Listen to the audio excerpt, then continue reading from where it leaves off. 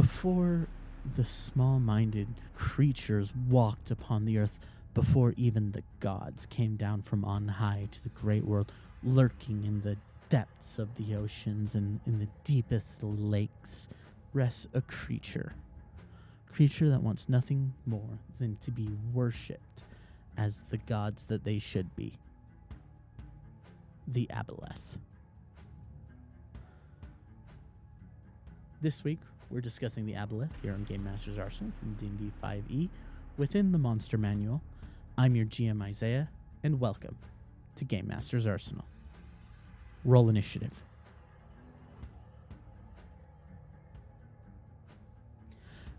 Now, aboleths are one of the iconic creatures of D&D. This word has become, has been used in a variety of different ways, and it describing different creatures, but D&D really solidified the aboleth as such a great creature, and because of their intelligence and the history behind them, there's such a versatility that you can use them for within your games. Now, as you're running them, there are some things to remember. Aboleths have flawless memories, which means they'll remember when parties deceive them.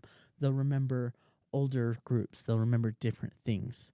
Don't be afraid to play that around. There's no gaslighting in aboleth. They remember all, and there is so much that they can do. Now, as far as your stories go, because you guys know that in Game Masters Arsenal, we break down how to use them in stories, kind of how to run them as a creature, and within role-playing encounters, and of course, how these guys fight, and how you should really use them against your players. Because I find that a lot of DMs tend to pull their punches, or unintentionally pull their punches when they don't recognize all the abilities and how to use them. Of course, aboleths are intelligent creatures, and there's a lot of lore around them. So, as I had stated before, aboleths existed before everything. They sat in primordial lakes. They went to dominate as well. And they were worshipped as gods by ancient civilizations.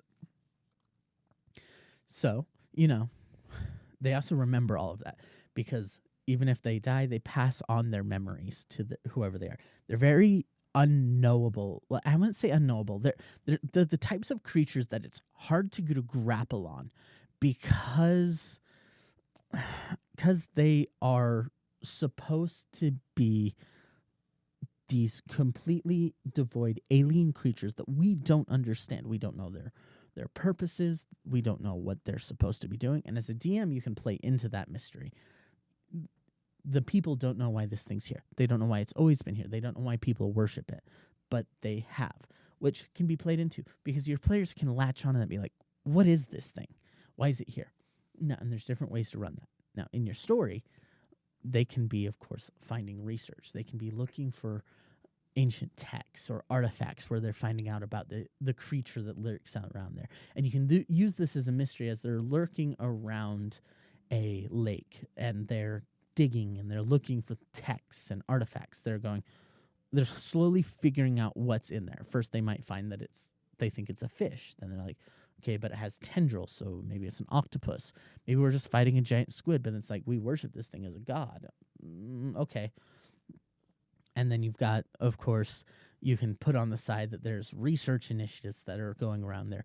The really intelligent ones that already know what's in that lake, that is an aboleth. And no, we can talk to it.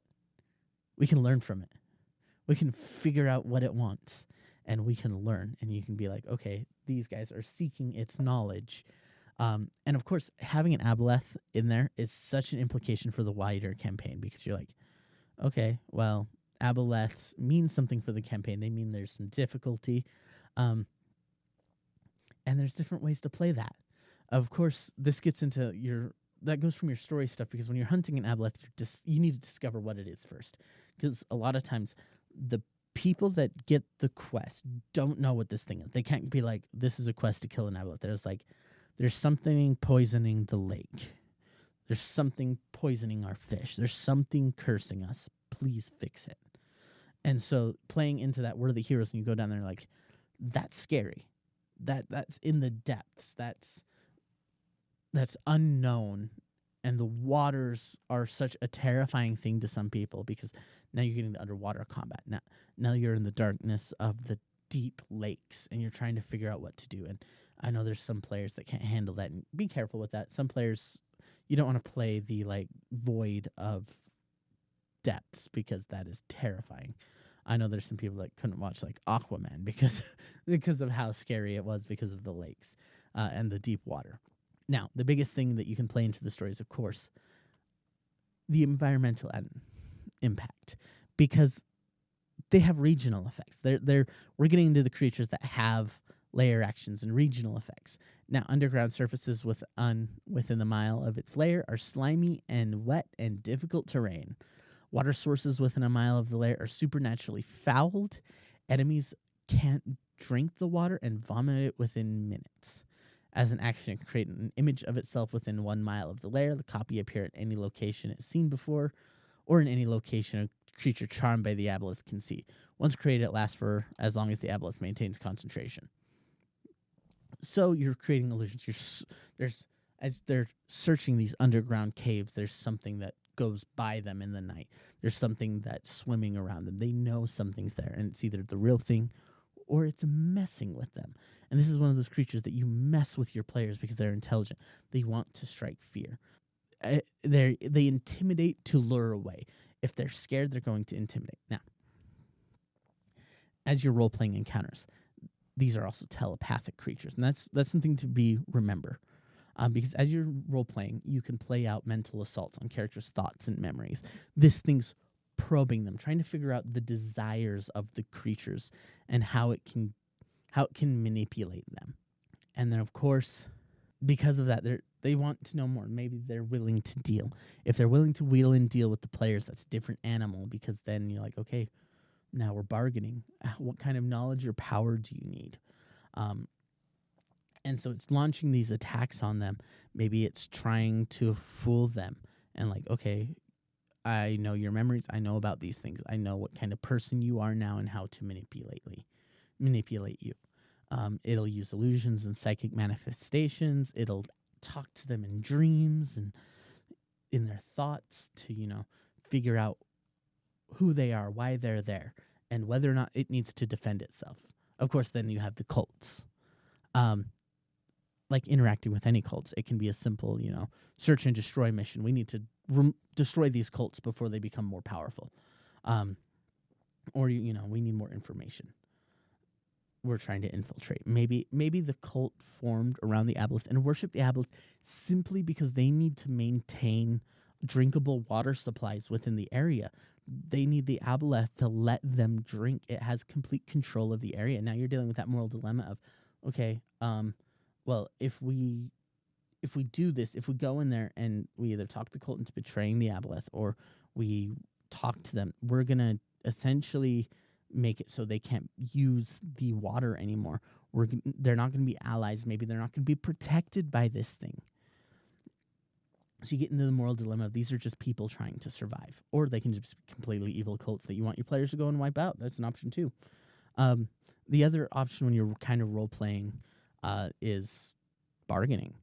Aboleth is always offering power, giving gifts, or just giving them moral implications. Because these things are older than time. So I doubt these things care about the needs. Maybe they're going in there and like, okay, you can come after me, but I'm going to wipe out these cities.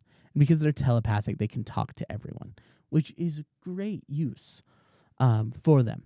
So when you're role-playing in aboleth, there's some things to remember. These things are charismatic as all get out. These things have a 18 to charisma, which means they are really well talkers. These aren't your beasts in the bottom. They will talk with people. They will convince them. They'll try to convince them around their side. It also has an intelligence of 18. So not only is it charismatic, but it's smart enough to know it's charismatic and know how to utilize that charisma. It'll talk. It'll deal. It'll do everything in its power to save itself. It'll even lie, cheat, steal. It can do whatever it wants because of those two stats. Now, I'm not giving you guys how to run these. Just know that these are creatures that want to be worshipped as gods, and they hate the gods. They hate the gods. So, and they're their enemies. So they're like, okay, this is one of those, maybe it's trying to convince the paladin to betray himself. Maybe it's trying to convince the cleric that their god isn't all that. Or if somebody has a patron that's a deity, it's like, break your pact, come join with me. I can be your patron. And so it's like, yeah, they want to be worshipped and they demand obedience. So it's like there's so much, and they have such a long memory that they know that they can manipulate this. They know that they can do these things. And because they know they can do these things, they'll play it out. Now, combat. Combat is a different animal. Now, this thing has legendary actions and layer actions. Layer actions matter when you're picking when they have to go pull it out. So, when fighting in its lair, it can invoke ambient magic and take layer actions. On initiative, count 20. Make sure to put that in your initiative tracker. I don't know how many times I've done this or run creatures with layer actions, thinking I'll just remember it has a layer action at initiative 20. I don't remember it, so I always put layer in initiative 20, especially if you're using a VTT. Just add it in there like you would a character on there. And so when it hits 20, you're like, oh yeah, it's a layer action. So it can either cast Phantasmal Force on any creatures. It can surge water outward in a tide, or it can become the conduit for the creatures. The layer becomes the conduit of the creature's rage. So the first one, if the target succeeds on a saving throw, or if the effect ends for it, the target is While maintaining concentration, the aboleth can't take other layer actions.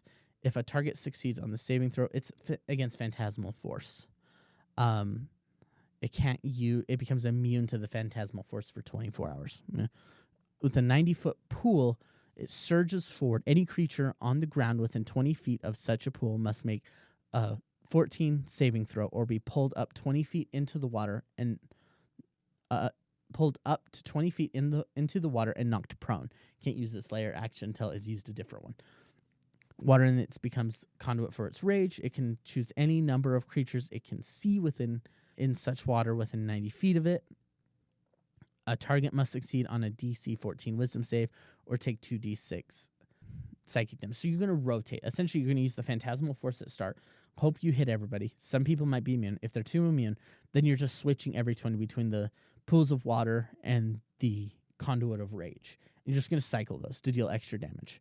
On top of that, don't forget layer actions. It's legend, not layer actions. We just talked layer actions.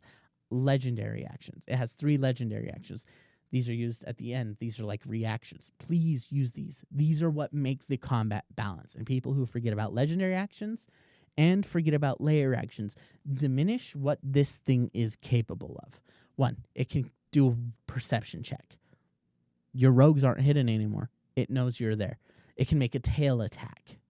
Or it can use 2 of its actions. For one creature that's charmed by it will take 3d6 psychic damage, and it will regain hit points equal to that damage. Now, let's talk about its stats.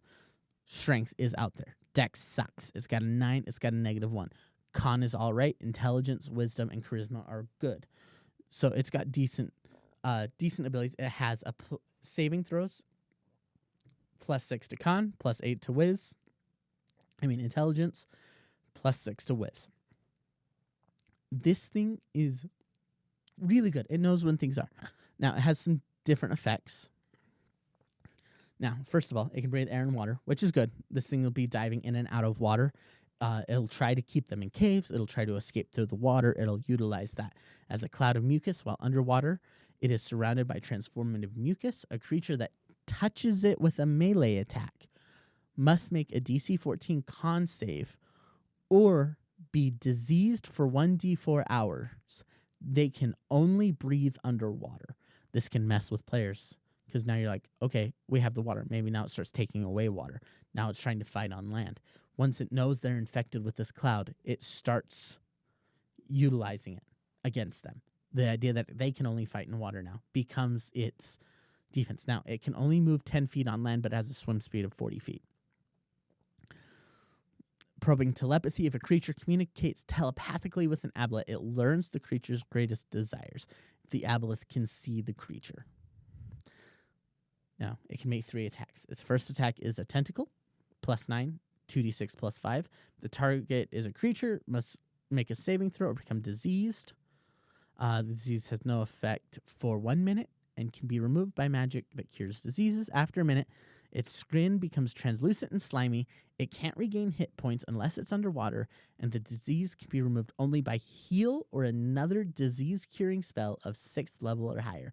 When the creature is outside a body of water, it takes 1d12 acid damage every 10 minutes unless moisture is applied to the skin.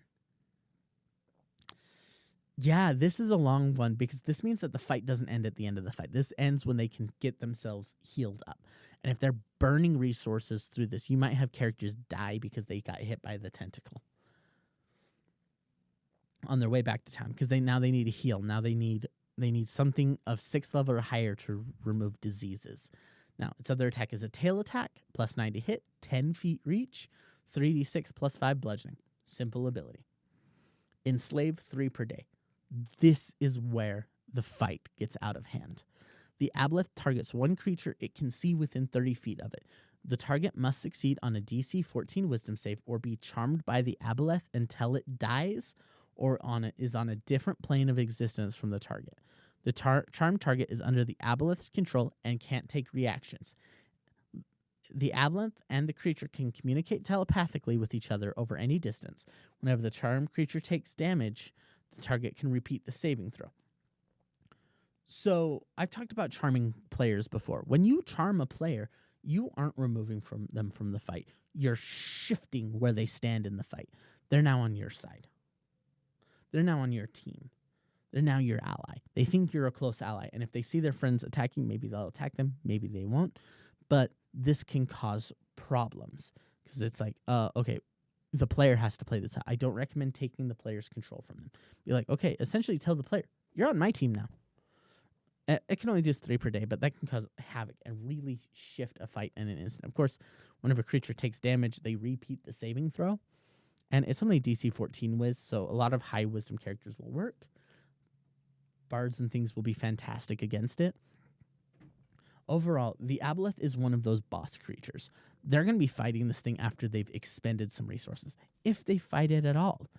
It only has 135 hit points, so a good partier tear through it in a fight if it's not able to go. If it is allowed to go and it has to fight, it's going to be fleeing. This thing, I doubt, will be taking creatures in direct conflict. They'll be trying to end it quickly. And the fights change so quickly based on all those other factors. The creatures being charmed, whether or not they can fight on land, the tentacle ability, the mucus, just there's so many moving factors that this isn't just going to be a fight for the players to survive. This is going to be a fight for the players to get better after they leave the fight. And so I'd be careful of that. Parties will be wiped out by this thing. This is a boss creature. Don't forget, these things are supposed to be larger than life. If your party is going after an aboleth, these are not little creatures. These aren't your minions. These are larger than life. We are fighting someone's god. It might be a weak god, but we are fighting someone's god. And you better be aware that that god is gonna slap the hell out of them before it goes down. So I think the aboleth is a great creature to run. I think it can be difficult to run because you're going to be playing in 3D spaces. You're going to be manipulating terrain. But it can be a worthwhile and fun fight. I mean, that's everything that I've got for this creature. So I think that's where we're going to leave it tonight. Give yourself 200 XP. And I'll see you guys next time.